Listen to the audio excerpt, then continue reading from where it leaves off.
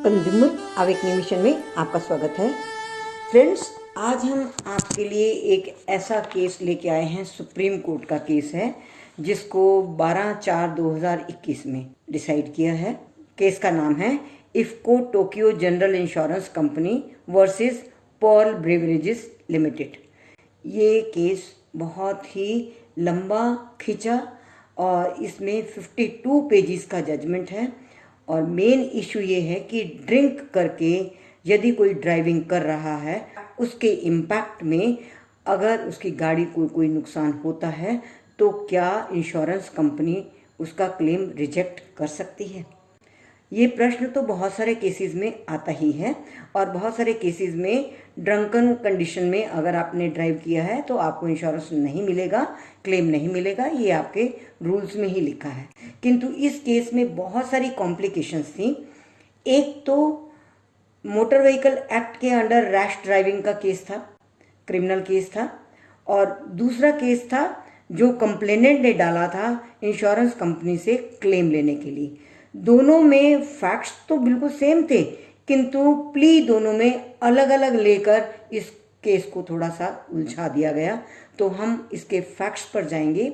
ये case national commission ने decide किया। स्टेट कमीशन की ऑब्जर्वेशन ये थी कि ड्रंकन कंडीशन में यदि वो ड्राइव कर रहा था तो उसको क्लेम नहीं मिलना चाहिए और इंश्योरेंस कंपनी वाज राइट कि उन्होंने रेपुडिएट किया क्लेम को, तो इंश्योरेंस कंपनी का कोई फॉल्ट नहीं था। किंतु नेशनल कमीशन ने फैक्ट्स को बड़ी बारीकी से देखने पर जो फाइंडिंग दी उसमें ये कहा कि इसमें ड्रंकन पर्सन ने कितने परसेंट तक की अल्कोहल उनके शरीर में, उनके खून में मात्रा कितनी थी, और उसकी जांच यदि नहीं होती तो ये नहीं कह सकते कि he was under the influence. Drunken condition में था, ये तो एस्टैब्लिश्ड फैक्ट है, किंतु वो उसके इन्फ्लुएंस में था या नहीं, और उसका जो एक्सीडेंट हुआ उसका कारण उसका ड्रंकन कंडीशन में अल्कोहल के इन्फ्लुएंस में होना था या नहीं, इस इशू पर क्वेश्चन मार्क लगा दिया नेशनल कमीशन ने। और नेशनल कमीशन ने इंश्योरेंस कंपनी को गलत बताया और कंप्लेनेंट के क्लेम को रेपुडिएट करना भी गलत बताया। अब इस इशू पर बहुत सारी बहस हुई। सुप्रीम कोर्ट में ये केस जब आया तो सुप्रीम कोर्ट ने प्रॉपरली छानबीन की। अब मैं आपको ये बताना चाहती हूँ कि इस केस में जो महत्वपूर्ण बात है वो ये है कि मोटर व्हीकल एक्ट के अंडर ये रूल है कि उसकी जांच की जाए, टेस्ट किया जाए अल्कोहल कितनी मात्रा में था। तो अल्कोहल की मात्रा भी तय है कि उसमें एक पर्टिकुलर रेंज है कि उस रेंज में 30 मिलीग्राम अल्कोहल होना चाहिए 100 ml ब्लड में।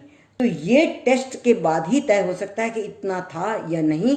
वो सेक्शन 185 है मोटर व्हीकल एक्ट का, जिसका बार बार उल्लेख किया गया कि इसमें मेडिको लीगल केस शीट में जो डॉक्टर राम मनोहर लोहिया हॉस्पिटल में की गई, इसमें ये टेस्ट नहीं किया गया। अब हम आएंगे फैक्ट पर कि टेस्ट नहीं किया गया, फिर भी सुप्रीम कोर्ट ने क्यों माना कि अल्कोहल के इन्फ्लुएंस में था। अब सुप्रीम कोर्ट का मानना ये है, जो बहुत महत्वपूर्ण है आपके जानने के लिए भी, रूल है किंतु बाकी सर्कमस्टांसेस भी जब एस्टैब्लिश करती हैं कि इम्पैक्ट बहुत गहरा था, एक्सीडेंट बहुत सीवियर हुआ था, तो उसमें rule is read with the circumstances. Rule को रीड करने के लिए बाकी सारे सर्कमस्टांसेस को भी देखा जाना चाहिए। ये एक बहुत बड़ा केस था जिसमें सारे फैक्ट्स को और सर्कमस्टांसेस को मद्देनजर रख के ये फैसला किया गया। तो इसके लिए बहुत ज़रूरी जानना है कि इस केस में एक्चुअली फैक्ट्स क्या थे। अब हम इस केस के फैक्ट्स की जानकारी देते हैं।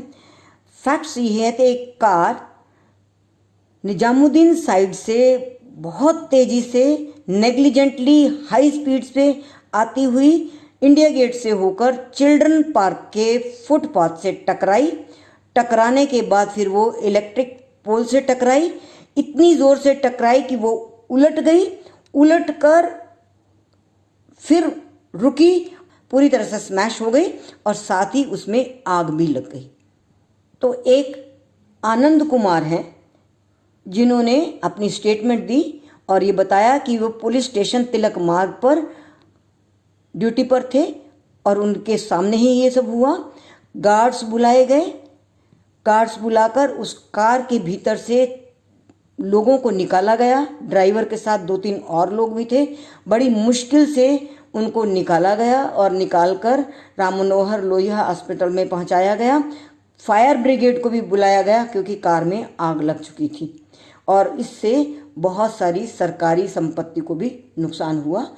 उसके बाद केस दायर हुआ मोटर व्हीकल एक्ट के अंडर। उनको रैश ड्राइविंग के लिए उन पर क्रिमिनल केस चला और केस के दौरान कंप्लेनेंट ने ये एडमिट किया और अपने आप को गिल्टी माना और प्रार्थना की कि उसको कम से कम सज़ा दी जाए, क्योंकि ये पहली बार उसका नेग्लिजेंस था, और वादा किया कि आगे से इस तरह से रैश ड्राइविंग नहीं होगी। तो उसको बड़ी ही माइल्ड पनिशमेंट देकर 10 दिन की जेल और 1000 रुपये का पनिशमेंट देकर छोड़ दिया गया। ये तो था क्रिमिनल केस का। अब अपना क्लेम दायर किया इंश्योरेंस कंपनी में।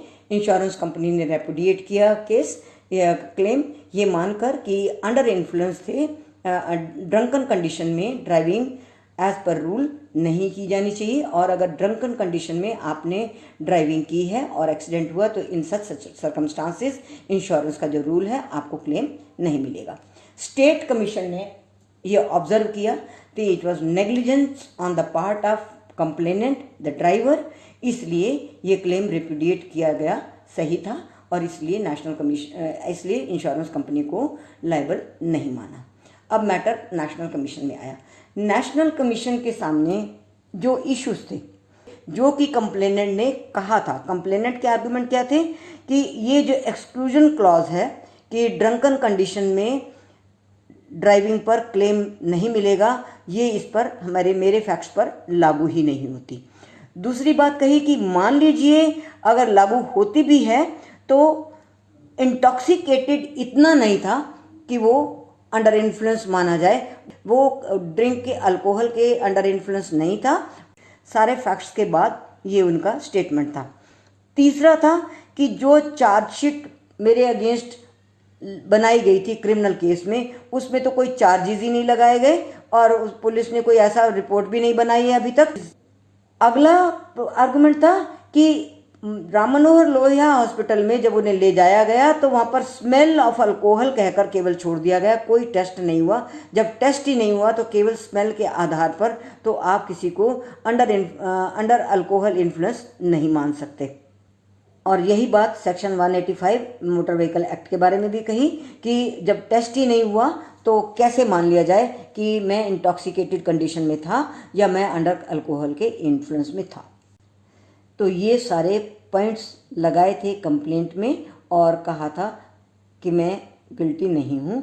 अब नेशनल कमीशन के सामने ये प्रश्न था कि अल्कोहल की मात्रा कितनी थी और अल्कोहल की मात्रा क्या इतनी मानी जानी चाहिए कि वो उसके इन्फ्लुएंस में था, इंटॉक्सिकेटेड इतना था कि जिसके कारण ये सारा एक्सीडेंट हुआ।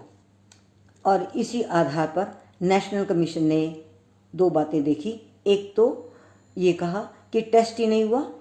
मोटर व्हीकल एक्ट के अंडर ड्रिंक करके गाड़ी चलाना तो मना नहीं है, किंतु ड्रिंक करके गाड़ी जब चला रहे हैं तो उसमें एक पर्टिकुलर मात्रा का होना ज़रूरी है और वो मात्रा तो डिसाइड हो ही नहीं सकी क्योंकि कोई टेस्ट ही नहीं हुआ।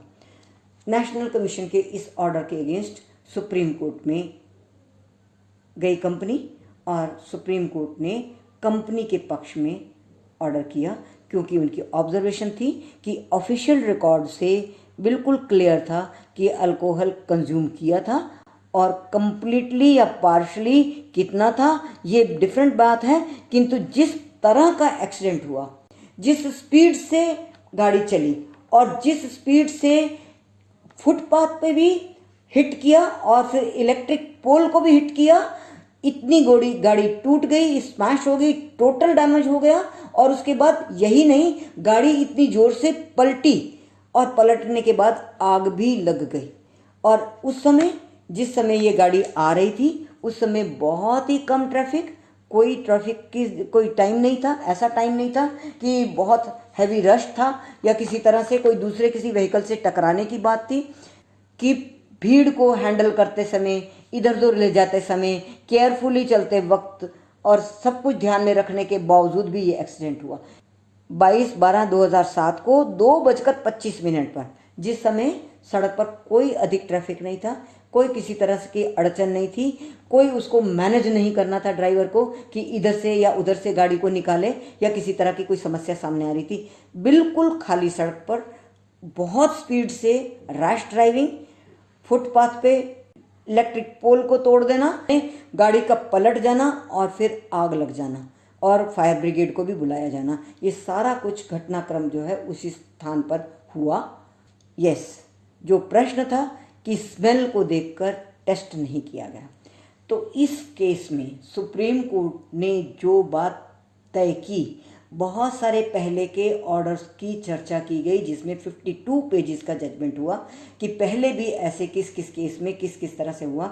जब facts and circumstances clearly establish करती हूँ कि ये दोष था, तो उसके बाद रूल में अगर ऐसा मानना था कि आवश्यक रूप से आपकी जांच होनी चाहिए थी, जांच नहीं होने के बावजूद भी सुप्रीम कोर्ट ने ये तय कर दिया कि ये नेग्लिजेंस थी, ये रैश ड्राइविंग थी, ये अल्कोहल का इन्फ्लुएंस था और ये सारा घटनाक्रम इस बात का गवाह देता है, इस बात की गवाही देता है कि इसमें अंडर इन्फ्लुएंस और इंटॉक्सिकेटेड कंडीशन में ड्राइवर था।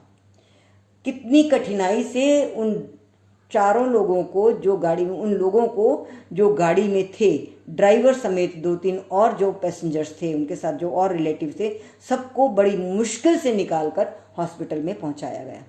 तो फ्रेंड्स, ये एक स्थिति थी जहां पर रूल को अवॉइड भी किया गया हो, रूल अगर सपोर्ट न भी कर रहा हो, उसके बावजूद भी सुप्रीम कोर्ट ने facts, circumstances, situation, impact of accident, इन सारी चीज़ों को देखते हुए ड्राइवर को लायबल माना, कंप्लेनेंट को कोई छूट नहीं मिली, कंप्लेनेंट को गिल्टी माना और उसके क्लेम के रिजेक्शन को सही माना। तो फ्रेंड्स, आप ये देखिए, हम हमेशा रूल की बात करते हैं कि इंश्योरेंस कंपनी का ये रूल है, इंश्योरेंस कंपनी का दूसरा रूल है। कभी कभी हम इंश्योरेंस कंपनी के रूल की एप्लीकेबिलिटी पर भी क्वेश्चन लगाते ही हैं। हम ये कहते हैं कि ये रूल आपने ठीक एप्लीकेबल नहीं किया है या एप्लीकेबल नहीं होता और आपने रॉन्गली रिजेक्ट किया है, तो ऐसे केसेस में भी कोर्ट्स कंप्लेनेंट की मदद करते हैं। किंतु ये केस बड़ा ही क्लियर था जिसमें सुप्रीम कोर्ट ने कंप्लेनेंट की कोई मदद नहीं की और ये माना कि ऐसी कंडीशन में यदि रूल था भी कि टेस्ट होना चाहिए, टेस्ट नहीं भी हुआ, तो भी सुप्रीम कोर्ट की ऑब्जर्वेशन की थी कि complainant was wrong and insurance company सही थी क्लेम को रिजेक्ट करने में। Thank you very much friends, बने रहिए हमारे साथ। हम फिर मिलेंगे इसी तरह के नए इशू के साथ। हर बार हम एक नया इशू उठाते हैं, लेटेस्ट जजमेंट को उठाते हैं और लेटेस्ट जजमेंट में क्या लॉ ले डाउन है ये आपको बताते हैं। हमारे चैनल को आप सब्सक्राइब कर लीजिए ताकि आप हमारे साथ संवाद में बने रहें। आइकन बटन को ज़रूर दबा दीजिए ताकि हमारे फ्यूचर अपलोड्स आपको रेगुलरली मिलते रहें। हम फिर मिलेंगे इसी तरह के नए इशू के साथ। Thank you very much.